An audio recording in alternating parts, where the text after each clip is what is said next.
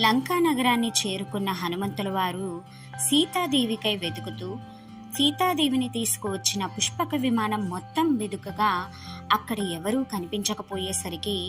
లంకా నగరంలోని అంతఃపురములు, పురములు, వీధులు అన్నీ వెతుకుతూ వెళ్ళగా దేదీప్యమానమైన సకల సౌకర్యవంతమైన అంతఃపురంలో ఒక స్త్రీ నిద్రిస్తూ కనపడగా ఆమె రూపం చూసి, ఉత్తమమైన ఆమె తేజస్సు చూసి ఆమెయే సీత అనుకుని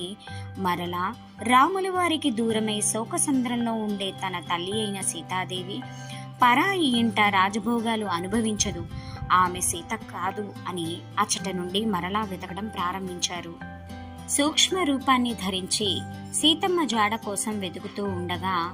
విభీషణుడు దైవనామస్మరణ చేస్తూ కనపడగా అతనిని ఒక బ్రాహ్మణ వేషంలో కలిసి వివరములు అడుగగా విభీషణుడు అని,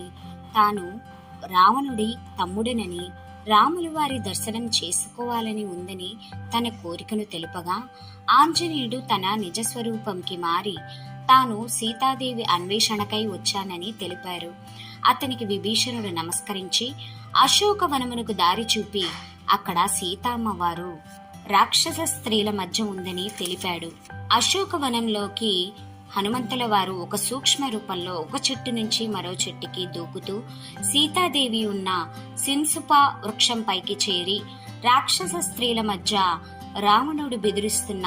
తన తలను ఎత్తకుండా ఒక గడ్డి పరకతో సమాధానమిస్తున్న ఒక స్త్రీని చూసి ఆమెయే తాను వెతికి సీతమ్మ తల్లి అని హనుమంతుడు ఆనందపడెను.